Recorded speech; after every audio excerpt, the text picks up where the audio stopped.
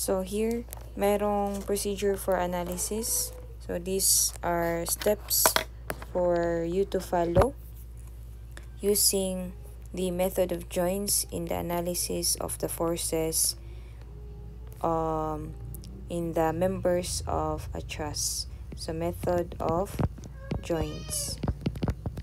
So first step, again, the pinaka-first step is drawing the free body diagram.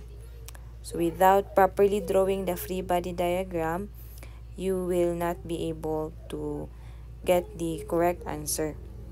And ang FBD na pipiliin natin, or ang joint na pipiliin natin na i-draw yung FBD niya, kailangan at least may one known force, as I have said earlier, and at most dalawang unknown forces. Now, if ang napili mo is a joint kung saan one of yung joint na yun is nandoon siya sa support, may support siya, for example, may pin support, then let's say isa, dalawa known forces in the members. So may reaction dito na let's say ruler na lang, may reaction dito na isa. So if that is the case, dalawang unknown forces, pangatlo to kasi hindi mo pa nakuha. But you can actually solve this reaction first. So paano ma-solve yung reaction na to? You consider first the entire truss. You consider first the entire truss. Let's say this is a pin. So mag-summation of moment ka at this point, let's say point C. So you can get the reaction at this point A. So pag makuha mo na yung reaction dito, now you can solve na the unknown forces in the joint A. So magiging dalawa na kasi yung, let's say FBA ito, FBC, magiging dalawa na kasi yung unknown forces, and then may isang known na force, which is yung reaction na nakuha mo. So you can solve that one. Next, use one of the two methods described above for establishing the sense of unknown force. Again, ang i-adapt natin, if it's okay with all of you, is the method number 1 in determining the correct sense of an unknown member force. Next, orient the x and y axis such that the forces on the free body diagram can be easily resolved into their x and y components, and then apply the two force equilibrium equations, summation of force along x equals to 0 and summation of force along y equals to 0. And by that, you can solve the two unknown member forces and you can verify their correct sense. So meron tayong freedom to choose our x and y axis. So hindi lang yan palaging vertical and horizontal. For example, yung forces natin is ito yung joint, yung isa papunta dito, yung isa papunta dyan, let's say F1, F2, then yung isa naman is papunta dito, let's say 500, wait lang. Yung isa papunta dyan, yung isa papunta dito, yung isa papunta dito.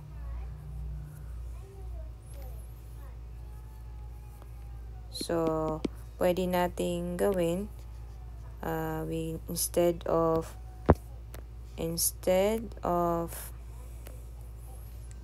having this one as our y and x, why not, ito na lang, ito yung isang axis natin, ito yung isa. So that, itong dalawa, hindi na natin kukunan ng component, ito lang na isa. So, mas mapapadali. But if you don't, if you're not familiar with orientation of x and y axis in this way, ito yung gagawin, you can stick with the vertical yung y and horizontal yung x. you can stick with that. You can still solve problems if you stick with this. Pero mas mapapadali if you know how to orient in different manner yung x and y axis mo. So after orientation and solving for the unknown forces and verifying their correct sense, yung mga nakuha mo na result doon, you will continue, gagamitin nyo siya in the next joint.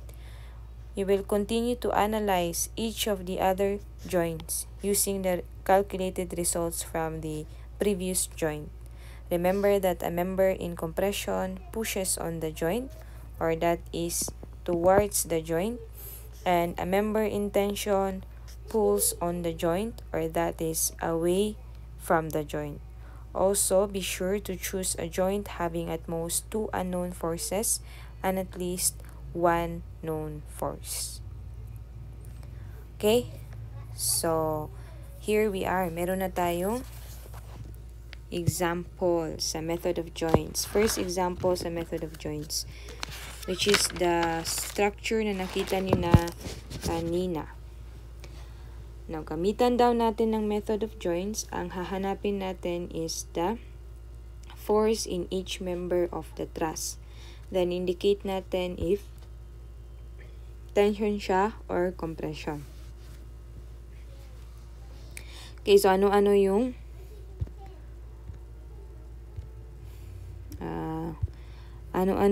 forces na i-determine natin? We have forces sa BC, force sa BA or AB, same lang yan, and force sa AC. Yan. Now, ang concern lang is ito, yung mga forces in their member.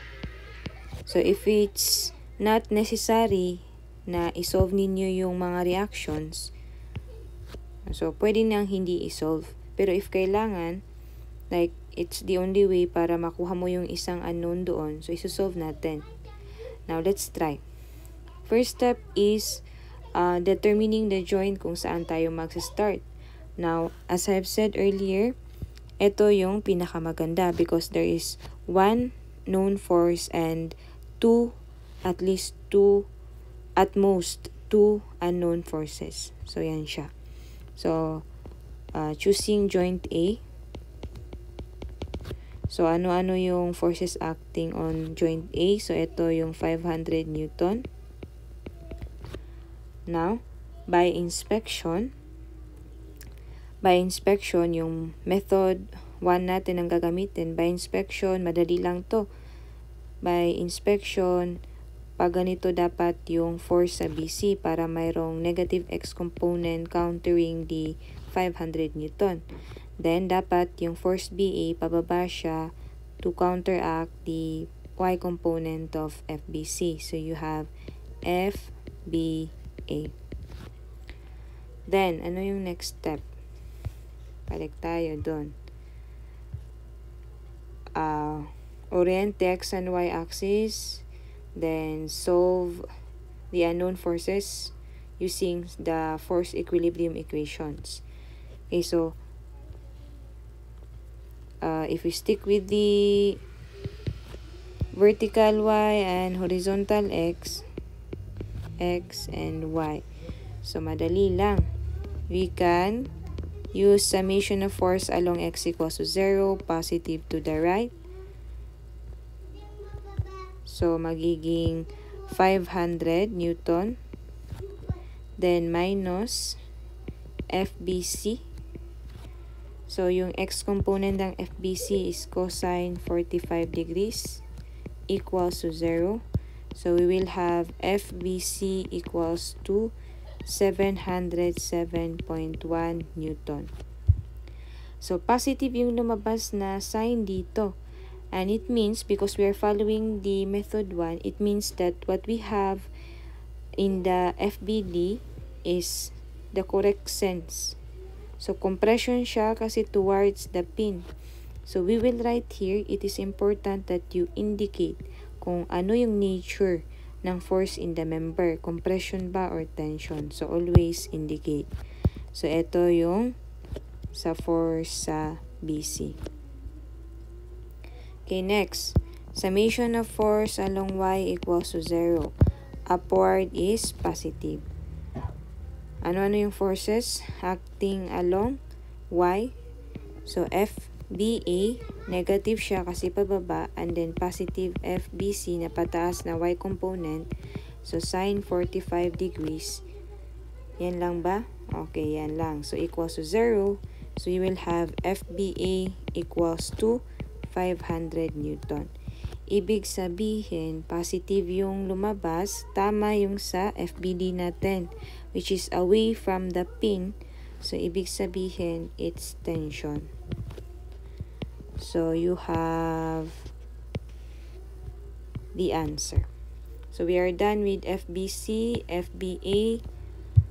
Yan yung nakuha natin sa joint B. Now, yung FAC, hindi natin makukuha itong force sa AC, hindi natin makukuha sa joint B. So, we need to transfer sa another joint. So, saan maganda mag-transfer? Sa joint? Anong joint? Sa joint C. Kasi may dalawang unknown pa dyan. Sa joint C, ang unknown lang is yung reaction na isa. And eto, ano yung force sa AC? Kasi etong force sa BC na determine natin. Okay, so joint C tayo. From joint A, nag-joint C tayo. So ito yung joint C, may reaction tayo from the roller support, no, perpendicular to the surface of contact. Then, di ba yung FBC dito, ito na yung correct sense. So, towards the pin, which is compression. Pagdating dito sa joint C, compression pa rin siya. So, pag ganun natin naman siya sa joint C. Yung nature niya is still compressive, so FBC. Now, ano yung, sa tingin nyo, by inspection, ano yung correct sense ng force AC? So, of course, papunta na siya dito. Yan. To counter the X component ng FBC. Yan. So, anong pwede natin gamitin na force equilibrium equation para ma-solve natin ang FAC? Ay, sulat ko lang dito yung value ng FBC. Ano, summation of forces along X or summation of forces along Y? Okay, so mas maganda yung summation